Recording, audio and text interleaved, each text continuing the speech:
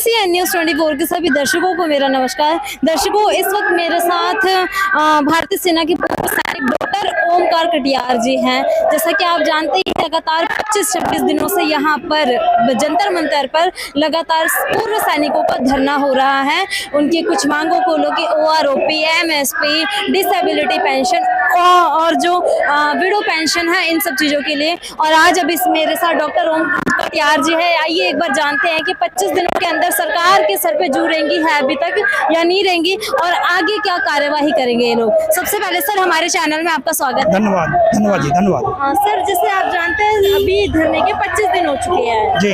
अभी तक कहाँ तक कार्यवाही पहुंची है? सरकार अभी तक बिल्कुल नहीं सुनी है। ये सब अफवाहें हैं कि सरकार सुन रही है। 2024 को ध्यान में रखते हुए लोगों को बरगला रही है। जितना ताकत दिखाएंगे तब ये थोड़ा बहुत सुनेंगे, अन्यथा ये नहीं सुनेंगे। पीछे जनरल सतवीर जी चला रहे हैं, 2833 दिन हो गए आज, उनको आज तक नहीं सुना। इतनी बड़ी बड़ी रैलियां कर दी उन्होंने, लेकिन उनको कोई नहीं पूछ रहा है, तो इनको कौन पूछेगा?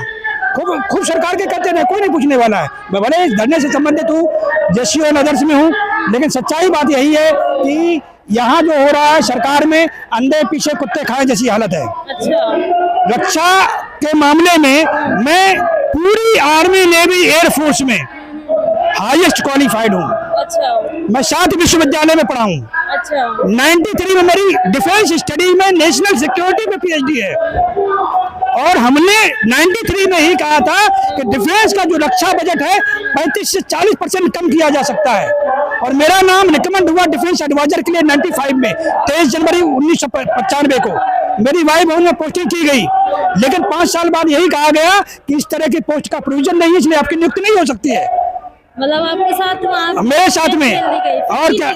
हाँ, कोई नहीं पूछता है उनको। मैं हाईएस्ट क्वालिफाइड होने के नाते भी और रक्षा मामलों का विशेषज्ञ होने के नाते भी मैं JNU से पहला D.Litt हूँ। कोई नहीं पूछता, हम देख चुके हैं। यहाँ जवान JCO में पूरी अंग्रेजों की व्यवस्था है।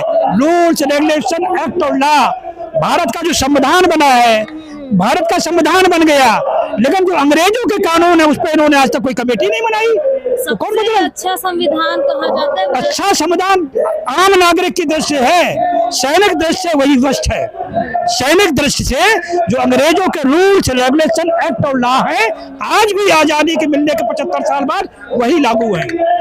सबसे ज्यादा सेना पे ध्यान दिया जाता है बजट्स में, बजट सेशन में सेना के लिए अच्छे बजट लाए जाते हैं सामने। बजट लाने से क्या है, ये चीज है, इसकी कोई कीमत जानता है? हमने इसमें इसकी कीमत 500 रुपए रख दिया, कोई 500 की होगी? हम थे सर्विस में, मुझे नहीं बताना चाहिए, टॉप सीक्रेट और लॉन्ग बैक हो गया। 5 रुपए की चीज को 500 में खरीदा जा रहा था, मेरे दस्तखत हो रहे थे। अच्छा। यस, ये हो रहा है। 5 रुपए की चीज को 500 में खरीदा जा रहा है, और वहां से हो रहा है बजट एडजस्टमेंट हो रहा है। ये खेल हो रहा है। हम गड़बड़, दस्तखत मेरे भी हैं, हम मुंह खोलेंगे तो पहले कोर्ट मार्शल मेरा होगा, तो इसलिए नहीं कह सकते हम। मैं मजबूरी में सर्विस छोड़ के भागा हूँ कि अगर मैं ज्यादा भागी हुआ तो मेरा कोर्ट मार्शल कर देंगे, मुझे चोर ठहरा देंगे और कोई ना कोई बहाना लगा करके और हमको अंदर कर देंगे। अच्छा सर, बटमैन के बारे में क्या बताएंगे?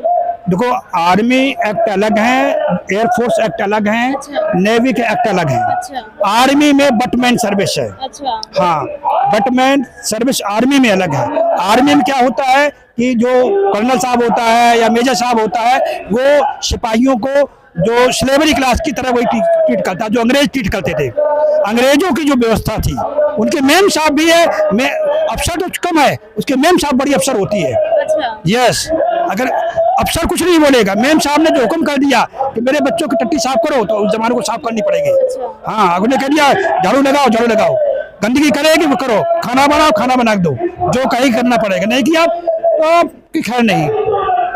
यहाँ तक कि कई जवानों को मार भी दिया गया, कोई नहीं बाहर आता है, दिखा देते हैं इनकाउंटर को, अपने वो कर लिया। तमाम जगह आत्महत्या दिखा देते हैं। क्या कर लोगे आप? इस पे ट्रांसपेरेंसी नहीं है, इन पे सरकार के पास विजन नहीं है रक्षा मामले में। इनको चाहिए higher defence organisation and higher defence management reform करना चाहिए। अब उस रिफॉर्मेशन को जो आर्मी नेवी के जनरल हैं, एयरफोर्स के जनरल हैं, उन्होंने जो अपनी सहूलियत के अनुसार जो रिकमेंड कर दिया वो चल रहा है। ये किसी के क्वालिफिकेशन को नहीं देखते हैं। अब नेशनल डिफेंस कॉलेज बनाया, यूनिवर्सिटी बनाई, तो नहीं चालू हो पाई अब तक, क्योंकि उनको अकल ही नहीं है। मेरे टाइम पर 10वीं पास अफसर बनते थे, 10वीं पास जवानी भर्ती होता था, फिर 11वीं पास किया, फिर 12वीं पास किया, फिर अब ग्रेजुएट कर दिया, ऐसे करके। तो ज्यादा पढ़े, मैं तो पीएचडी था, मैं तो मास्टर करके गया था, मेरी मेडिकल कैटेगरी डाउन थी, लेकिन मुझे आगे नहीं बढ़ने दिया गया। मुझे मेरी मेडिकल कैटेगरी सी परमानेंट, मेरी सर्विस में किडनी चोरी कर ली, पता आपको? मैं फाइटर पैरेड में सेलेक्ट हुआ था, मेरा केस चल रहा है, और मैं जब मेडिकल एडमिट हो गया तो मैं सर्विस छोड़ के बाहर भाग गया। मुझे ऑपरेशन हुआ पड़ा सर्विस में, एयरफोर्स कमांड हॉस्पिटल में, मेरे पास रिकॉर्ड है उसका कि इन्होंने मेरी किडनी चोरी की है। 2 जगह डॉक्टर ने लिखा हुआ है कि मेरे 3 किडनी है। जैसे 6 उंगली होती ना, तो एक किसी को एक उंगली काम नहीं करती, कुछ बातें होती है, ऐसी जो है कि वो एक किडनी काम नहीं कर रही थी, 2 अच्छी थी, तो उन्होंने खराब किडनी निकालने के बहाने, खराब तो निकाली, एक अच्छी वाली भी निकाल ली। अच्छा सर, जैसे आपने देखा है कि 2019 में जब पुलवामा अटैक हुआ था तो देशभक्ति के नाम पे वोट पड़े थे देश के अंदर। शहीद जब होता है जवान, तब उसके पीछे मीडिया मंत्री संतरी हर कोई भागता है। आज यहाँ आप लोग 25 दिन से बैठे हुए हैं, वृद्ध भी है, जवान भी है, और अभी तक कोई भी आपके पास सरकार का ना नुमाइंदा है, ना कोई बड़ी नेशनल मीडिया है। कि सरकार ने मीडिया पे प्रतिबंध लगा रखा है, ये सरकार खुद भी किसी चीज से प्रतिबंधित है? आपकी क्या राय है इसमें? सरकार ने कुछ नहीं लगाया। देखिए, यहाँ पर एक चैनल सीढ़ी है, जी जी, उस सीढ़ी में ये जवान जेसीओ अदर्स नहीं आते हैं। अच्छा, उनका एक बाउंड्री लाइन होती है, उस बाउंड्री के आगे जा ही नहीं सकते हैं। तो जब वहाँ जो मैसेज पहुँचने वाला है, वहाँ हमारा आदमी है ही नहीं, तो कैसे मैसेज पहुँचेगा वहाँ? अच्छा, बताइए आप। आपको एक सीमा तक रोक दिया जाए जवान जेसीओ का, एक उसमें हर एक पावर होता है, कौन किस लेवल को डील करेगा, उसी हिसाब से डॉक्यूमेंट डील किए जाते हैं, classified, non classified, secret, top secret, flash, इस तरह करके होता है, according to rank, according to ओहदा, है ना, उनको वो दिया जाता है। तो वो जो आगे चीज पास करता है, तो छन्नी लगा देते हैं, यहाँ छन्नी लगती जाती है, वहां तक चीज पहुंचती नहीं है।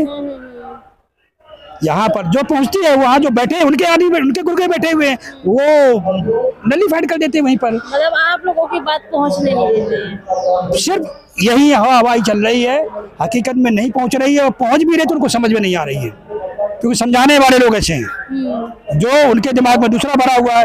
देखिए, हर व्यक्ति की मेमोरी की कैपेसिटी है, जिस तरह मोबाइल में 2 GB, 4 GB, 8 GB, 16 GB, 32 GB होता है, ऐसे हर इंसान की होता है। वहाँ जो बैठे हैं, उनकी मेमोरी फुल है, जो उनको बताया गया। उनको ये जवानों की जेसीओ की बात समझ में नहीं आ रही है। जितने भी अब तक आयोग बैठे हैं पे कमीशन के, उनके पे कमीशन में वो लोग चाहते ही नहीं है कि इन जवान जेसीओ को कुछ दिया जाए। वो अभी भी सिलेवरी अंग्रेजों की तरह बना के रखना चाहते हैं। अफसर सर्विस करेगा 60 साल तक, जवान करेगा 30, 32, 35, 40, 45 तक रिटायरमेंट हो जाएगा, उसके बाद कोई जावे नहीं है। सब कागजों में है कि आपको दूसरी नौकरी मिलेगी, आपको ये मिलेगा, वो मिलेगा, हकीकत में ग्राउंड पे कुछ भी नहीं है। अग्निवीर से तो फिर और ज्यादा लॉस होगा। बिल्कुल होगा। उनको अग्निवीर से उनको ट्रेंड सिक्योरिटी गार्ड मिल जाएंगे। अच्छा जी, आदमी को 6 महीने ट्रेनिंग हो गई। अभी क्या है, प्राइवेट सिक्योरिटी गार्ड को ट्रेनिंग बाद देना नहीं पड़ती है, अब उनको ट्रेंड मिलेंगे, उनको आराम से मिलेगा। 30,000 देंगे, 8,000 ड्यूटी करना है, 8,000 करवाएंगे, 12 घंटा, 8 घंटे की जगह 12 घंटे ड्यूटी करवाएंगे। लाइक वाइज इस तरह चलेगा इनका। कुल मिलाकर के ये पूंजीवाद के पोषक है। पूंजीवाद, अमीर और अमीर हो जाए, गरीब और गरीब हो जाए, तभी इनकी बात सुनी समझी जाएगी। और हम समाजवाद के पोषक हैं, सबको बराबर चाहते हैं।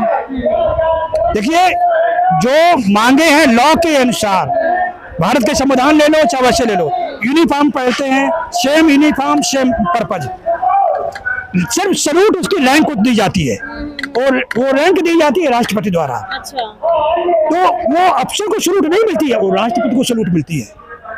लेकिन वो राष्ट्रपति की जगह खुद को कंधे उठा के कहता मैं अफसर हूँ, मैं ही सब कुछ हूँ। जो लिख दिया बिहाफ आप राष्ट्रपति को कह देता कि मैं ये हूँ, ये डिसीजन दे दिया। उनको ही पावर होता है, जबकि लॉ में ऐसा नहीं होना चाहिए। इसमें हर आदमी का इक्वल स्टेटस होना चाहिए, रेशियो के अनुसार। देश को आज़ादी मिल गई है, वो अंग्रेजों का कानून नहीं है। आज़ादी अगर मिली है तो भारत का सेना का कानून भी नया बनना चाहिए और आज की संविधान के अनुसार बनना चाहिए। हर आदमी को जो राइट्स हैं वो राइट्स मिलना चाहिए। कौन राइट्स की बात कर रहा है? आपके ह्यूमन राइट्स क्या है, आपके फंडामेंटल राइट्स क्या है, कोई पालन कर रहा है? आपके लीगल राइट्स क्या है, आपके कॉन्स्टिट्यूशनल राइट्स कोई जानता है? कोई नहीं जानता है। जब आपको राइट्स नहीं पता तो कौन देगा इनके राइट्स को? बस इनके सामने आ गया, किसी बाबू लोगों को आप लोग चर्चा करके अब उठाने लगे, लेकिन वहां आगे जो अधिकारी जो दस्तखत करता है वो दस्तखत नहीं करता है। कागज बिना सिग्नेचर के कैसे आदमी पर बढ़ जाएगा? भाई मैंने आपको सिफारिश दे दिया, आप सीओ है, आपने नहीं भेजा, दस्तखत करके नहीं भेजा, मेरे कागज क्या कर लेंगे हम? बोलिए, ये कमांड बैठे हैं, आपने मतलब बहुत अच्छे आदमी कमांड को भेज दिया, कमांड ने नहीं किया तो करोगे? कमांड ने भी कर दिया, मानो हेडक्वार्टर में बैठे हैं भाई, सेना मुख्यालय में, वायु सेना मुख्यालय, उन्होंने नहीं किया, वहां से भी हो गया, रक्षा मंत्रालय जाएगा, वहां भी कुछ जमुरे बैठे हैं, वो भी नहीं करेंगे। यहाँ चैनल बना रहा है, सीढ़ी बना रखी रोकने वाला, बैरिकेड लगा है, वहाँ हो ही नहीं सकता है। आपकी बात सुनेगा नहीं कोई, क्योंकि इस तरह के लॉ में प्रोविजन नहीं है। और लॉ बनाता कौन है? यही लोग। इन्होंने जो दस्तखत कर दिए, सिग्नेचर अथॉरिटी वही है, तो नीचे लोगों को और एक्सप्लॉइट हो रहा है, छन्नी पे छन्नी लगाते जा रहे हैं, क्योंकि इनकी चलता रहा है सिस्टम में यूं चमचागिरी। अगर नहीं चलेगा तो उसको बाद ये सिस्टम है। हमने तो किया, हम तो बागी थे, हमारे अधिकार नहीं मिले, हम पढ़े लिखे थे, हमसे कोई पंगा नहीं लेता था, पेंशन हो गई, हमने रिजाइन कर दिया, हम सामाजिक न्याय का काम कर रहे हैं। लेकिन जहां बात वो आती है नॉलेज वाली बात है, हमने बहुत चैलेंज करने की कोशिश की। हमने कहा 5 जनरल बैठ जाओ मेरे सामने, 5 जनरल क्वेश्चन मुझसे करेंगे, मैं जवाब दूंगा, और मैं क्वेश्चन करूंगा, 5 जनरल देकर जवाब दे दें। किसी ने हिम्मत नहीं की मुझसे। क्यों? क्योंकि मुझे डिफेंस की नॉलेज है, डिफेंस के लॉ की नॉलेज है, कौन चीज कहां पर है, क्या हो रहा है मुझे पता है। वो तो जो मैनिपुलेशन कर रहे हो, मैनिपुलेशन वो हमारे सामने तो कर नहीं पाएंगे, इसलिए किसी ने हिम्मत नहीं की। मैं यूएसआई के मेंबर था, मैं आईडीएसए का मेंबर था, वहां मैं जाता था, जब डिस्कशन होता था तो बड़े बड़े एयर मार्शल और जनरल हमारे सामने बात नहीं कर पाते थे, सुनते थे। वो सोचता था कि मैं किसी का ड्राइवर होऊंगा, कुछ होगा, जब मैं बताता था चौंकते थे। वो उनको जो एक ट्रेन में पढ़ा दिया जाता, सब एक ही दिशा पता है। मैं तो इंटरनेशनल लॉ का भी हूँ, मैं इंटरनेशनल लॉ भी पढ़ा हूँ, डिफेंस स्टडी भी पढ़ा हूँ, और तो डबल स्पेशलाइजेशन है। लेकिन हमको जब नहीं पूछा उन्होंने तो इनको कौन पूछेगा? सेना में एक खाई बढ़ाने में ऑफिसर्स का हाथ है या फिर सरकार का हाथ है? ना ऑफिसर का हाथ है ना सरकार का हाथ है। सिर्फ जो व्यवस्था है, व्यवस्था के लिए आजादी के बाद जो सेना का कानून बदलना था, अंग्रेजों के सिस्टम को हटा करके भारत की व्यवस्था, भारत की संस्कृति के आधार पर की व्यवस्था को बदलना था, वो नहीं किया गया। अब ये सरकार कांग्रेस को तो गाली दे रही है, भी तो नहीं कर पा रही है, इनकी हिम्मत नहीं है, इनको कुछ पता ही नहीं है। मैंने कम से कम 300 मेंबर आप पार्लियामेंट से मिला हूँ, है ना, अटल बिहारी के टाइम पर, समझ नहीं जानकारी 300 से मिलने के बाद सबको समझाया, किसी को कुछ नहीं समझ में आया मेरी बात को। हिम्मत नहीं कि पार्लियामेंट में क्वेश्चन कर दें। तो जब उनकी हिम्मत नहीं है, ऐसे फालतू लोगों को चुनाव जितवाया जाता है कि देश की सुरक्षा के बारे में कुछ जानते नहीं है, तो क्या करेंगे वो, क्या कर सकते हैं बताइए मुझे आप। जो नीचे से फीडबैक मिलता है, इनकी एक लॉबी है, लेवल है उनका, कुछ लेवल के लोगों की लॉबी है, उन लेवल के लोग जो कहते हैं वही होता है। इन लोगों हम लोगों को कोई लेवल नहीं है, हम तो उनके लिए एक स्लेवरी क्लास के हैं। देखा होगा ना, दलित, SC ST समाज में देखते हो ना, देखते हो उनके कहाँ संवैधानिक हक मिल रहे हैं, कोई पूछ रहा है? ऐसे हम लोग हैं, जैसी और अदर्स।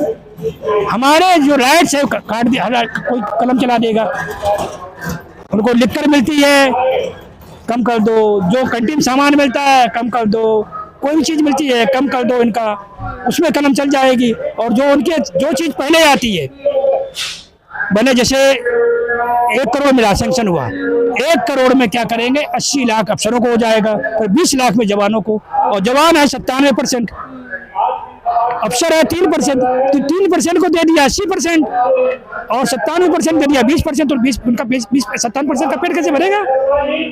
गलत तो नहीं कह रहा हूँ? तो ये चल रहा है व्यवस्था, इन व्यवस्थाओं को समझता नहीं कोई है। हार्ड डिफेंस ऑर्गेनाइजेशन किस पैटर्न पर होना चाहिए? अंत में क्या मैसेज देना चाहेंगे आप? मेरा मानना यह है कि गवर्नमेंट को चाहिए कि गवर्नमेंट एक higher defence organisation, higher defence management form करे और जो डिफेंस का सिस्टम उसको बदले और जो सिक्योरिटी सिनेरियो को बेहतर बनाए। सब बहुत और से कई गुना बेहतर बनाया जा सकता है, लेकिन नहीं हो रहा। कारगिल में क्या हुआ? कारगिल में सबसे ज्यादा अफसर मारे गए, हकीकत बता रहा हूं आपको, और हमारे जवानों ने ही मारे, पाकिस्तान ने नहीं मारे, इतने जवानों ही मारे, क्योंकि ये उनको करते हैं हालत में, और जब बुरी हालत में मिले तो जब मौका मिला किसी ने ठोक दिया, हमारे अफसर मारे गए और उनको मिल गए अवार्ड मिल गए तो कोई नहीं पूछता, लेकिन ज्यादातर मारे जवान मारे। अगर इंक्वायरी कराई जाए निटली तो पता चलेगा कि भारत के सेना में इतना असंतोष है, और उस असंतोष में उनको कोई आगे पहुंचने नहीं दिया जाता है, उसको कोई रेमेडी इनके पास है नहीं, साइकोलॉजिकल वारफेयर जानते नहीं है और चीज़ जानते नहीं है, तो कौन क्या है, वो दबाते रहो। जिस तरह ज्वालामुखी फटता है उस तरह होता है। सेना में जो सिस्टम है उस सिस्टम को ब्रिटिश सिस्टम पर है, और उस ब्रिटिश सिस्टम की जगह भारतीय व्यवस्था के अनुसार लाना चाहिए। और भारतीय व्यवस्था क्या है, उसको जो संविधान कहता है संविधान के आधार पर उनमें बदलाव करना चाहिए। 75 साल में किसी की हैसियत नहीं हुई, पार्लियामेंट में डिस्कस करने की बात नहीं हुई। डिफेंस मिनिस्टर को रैंक नहीं पता होता है, डिफेंस मिनिस्टर बना देते हैं कि किस रैंक का वर्दी पहन के पहुंच जाओ, रैंक नहीं पहचान पाए किस रैंक का आदमी है, इसका क्या जिम्मेदारी है। तो वहाँ पर जो अपॉइंटमेंट मिलते हैं उनको पता ही नहीं है। क्वालिफिकेशन की बात करते हैं, क्वालिफिकेशन नहीं करते हैं। अब रही बात पढ़े लिखे वाली बात है, मैं हाईएस्ट क्वालिफाइड था, मुझे क्यों नहीं किया? क्योंकि मेरी कैटेगरी डाउन थी, कैटेगरी के चक्कर में पड़ जाता है। Okay, thank you so much. Thank you sir.